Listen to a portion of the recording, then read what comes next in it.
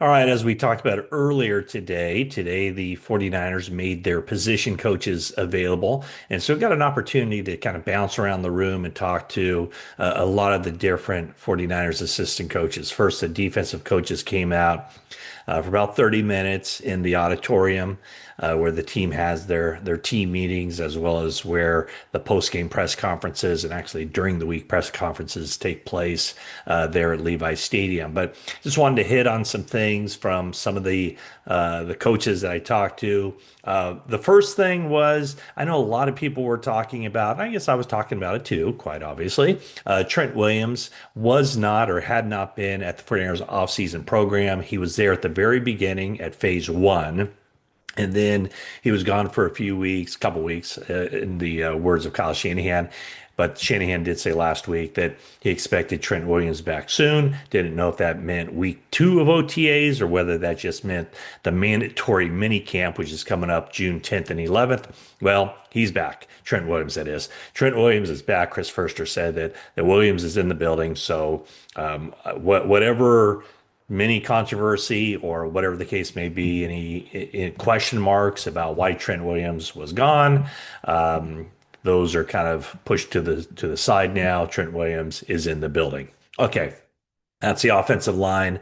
Not a whole lot really going on with the offensive line as they pretty much the same guys who are going to be the starters last year are the guys who are envisioned to be the starters this year. The only spot that's really open for debate or open for competition would be left guard, where Ben Barch appears to have an edge in that competition. Okay, let's move over to the defensive line. Chris Kocurek has his hands full as far as three defensive linemen the 49ers drafted, incorporating those guys in, as well as Bryce Huff coming over in a trade from the Philadelphia Eagles. And so let's start off with Mykel Williams. Chris Kocurek, very impressed with Mykel Williams. He was impressed by the film that he watched in the lead up to the draft. He's been impressed by meeting Mykel Williams and the leadership and the football smarts and the passion that he has for the game. And so, what Kocurek said was that basically he checks all the boxes, his toughness, his love of the game, but you'll get a real assessment of where he is when the pads go on.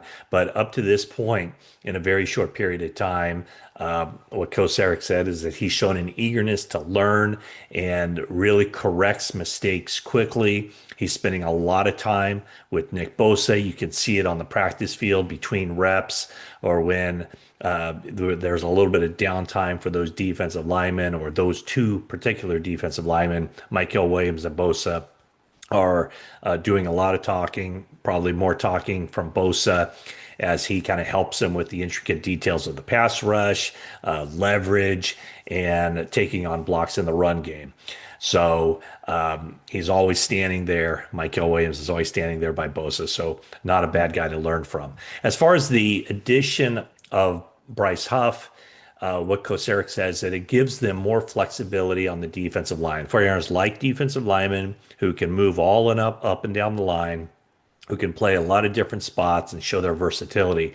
Huff seems to be, by and large, an edge player. They might have some situations where he stands up, say, over a guard or whatever, but primarily he's an edge rusher. But having him on the edge allows the 49ers to use that versatility with some of the other players in a lot of different ways. So there are more moving parts with that defensive line. And what that does is that enables the 49ers to look at matchup situations where they can have an advantage and use certain guys against certain teams in certain ways. I mentioned earlier on a video I posted today about, think about if the 49ers could use a pass rush, a third and long nickel defense, nickel pass rush of Bosa on one edge, Huff on the other edge, and then Mykel Williams and Yetur Gross-Matos rushing from the inside. So, those are the kinds of things that the 49ers acquisition of Bryce Huff brings to the table. 49ers get Huff for a conditional fifth round pick, could be a fourth round pick in the 2026 draft. 49ers also expect to get two comp picks in the fourth round and one comp pick in the fifth round due to their net losses in free agency. Leonard Hankerson, wide receivers coach for the 49ers, talked about Ricky Pearsall and Jacob Cowing, both guys they really want to get stronger for the 49ers seeing a lot of press coverage. That is a very big thing. And what Hankerson said is when you go up against those bigger physical cornerbacks, Pearsall needs to be able to just run through that contact, not be thrown off timing or rhythm. And so that's the next step for him. A lot of encouraging things they saw late last season with Pearsall, the way he ended the season, week 17 against the Lions, week 18 against the Cardinals, looking to keep that momentum going. And Hankerson said that Pearsall is having a very good offseason program until he tweaks the hamstring. Now he's on the sideline, won't be practicing this week, and then the 49ers don't expect him to get out there on the field. They don't want to rush him out there for the final 2 days of the mandatory minicamp. But that's kind of the thing with Pearsall, is just continue to get stronger and build on what he did last season. I'm kind of jumping around here. Gus Bradley comes to the 49ers as an assistant coach. Kyle Shanahan tried to hire him in 2017 to be the 49ers defensive coordinator. He ended up going to the Chargers. Robert Saleh had already been on staff in kind of a nebulous role. They didn't know exactly what his role would be. I think they initially wanted Saleh to be the linebackers coach. But when Shanahan had a difficult time hiring a defensive coordinator, it ended up being Saleh. And that worked out well. Saleh's back. He brings Gus Bradley with him. Those two coached together with the Seahawks. They coach together with they both have history with the Seahawks, and then they go to Jacksonville. Saleh went with Gus Bradley, who became the head coach of the Jacksonville Jaguars. So right now the 49ers have two former NFL head coaches on their coaching staff, Saleh and Gus Bradley. Bradley was very vague when asked about what his specific duties are. He's just said he's in a situation, a role where his job is to help out Saleh as best he can. And so a high energy guy, Gus Bradley, and Gus Bradley, Robert Saleh, Chris Kocurek, with those first five draft picks being all defensive guys. 49ers, the coaching staff will certainly earn its money this year, and really a lot of pressure on the coaching staff too. I don't know if pressure is the right word, but a big challenge for the coaching staff to get those young guys up and ready to play, because there is no grace period this year. In the past, the 49ers had drafted guys with the idea of probably won't play much as a rookie, but maybe toward the middle of the year, late in the year, and certainly the second year, that's when they expect these guys to contribute. 49ers don't have that luxury this year. They need Mykel Williams to be a big-time factor from day one. They need Alfred Collins to be a starter from day one, Nick Martin to be a starter, Upton Stout, did I say CJ West? So yeah, all those guys, they need those guys to get on the field and play immediately. Speaking of Nick Martin, Johnny Holland, if there's a reason, Johnny Holland's the linebackers coach, if there's a reason that Nick Martin kind of reminds people of Dre Greenlaw and the way that he plays, it's not a coincidence that the 49ers weren't going out to get a Dre Greenlaw clone. But what they wanted was somebody that fits all those things that attracted them to Dre Greenlaw, or what made Dre Greenlaw attractive to the 49ers. The kind of the violence with which he plays, the aggression, just the wound tightly, the quick twitch, athletic, all those things. And Nick Martin has gotten off to a really good start in training, or in the offseason program, also spending a lot of time with Fred Warner.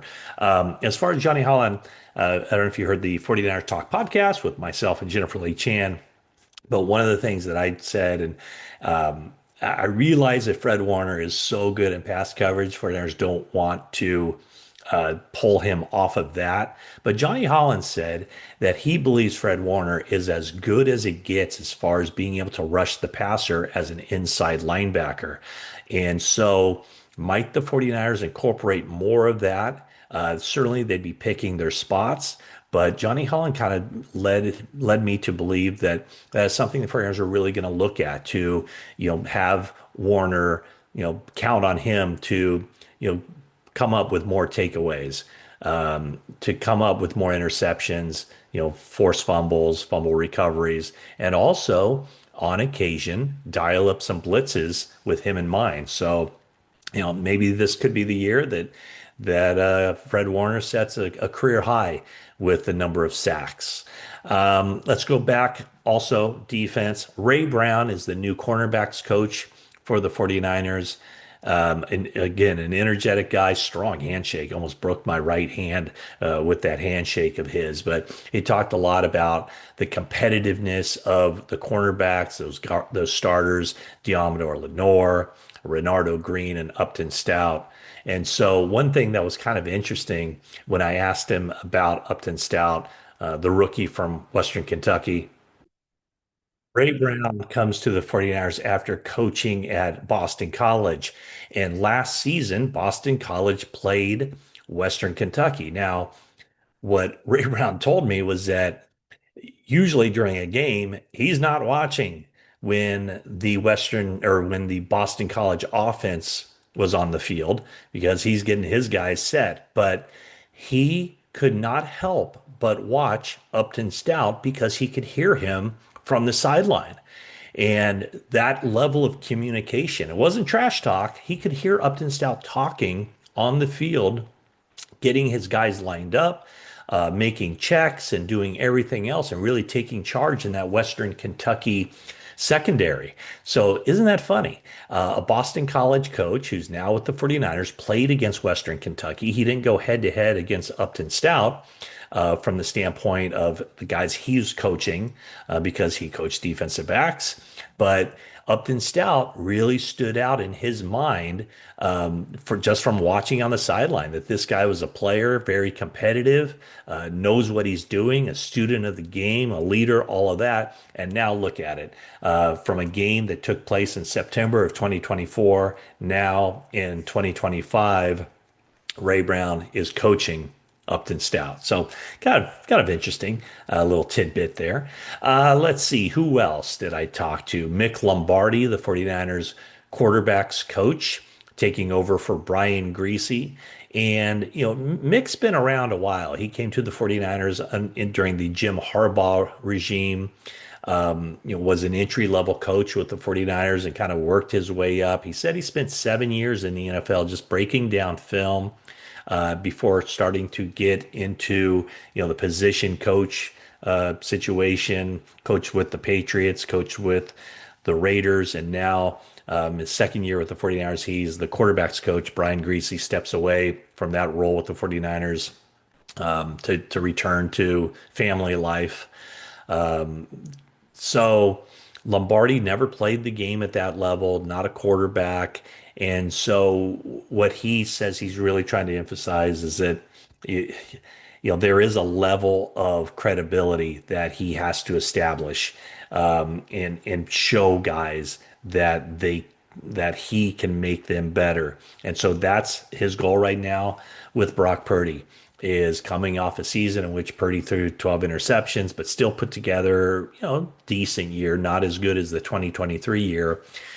What he says that his thing is with Brock Purdy is just to make sure that he takes everything step by step, day by day, not trying to do five things at once, but it's work on something specific every day, make sure every rep during these summer months count.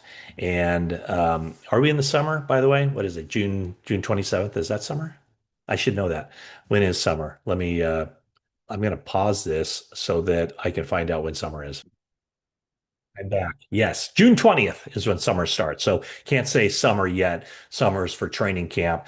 But one of the things that Brock Purdy, I think, does very well is it's a saying that he uses. He stays where his feet are, stays in the moment, really doesn't try to, think too much about the past or get ahead of himself. So that's what Mick Lombardi that's what he said that his goal is just to make sure that he stays in and gets every little bit out of every rep that he can get during these months where the first meaningful football game isn't played until September. So Mick Lombardi taking over for Brian Greasy.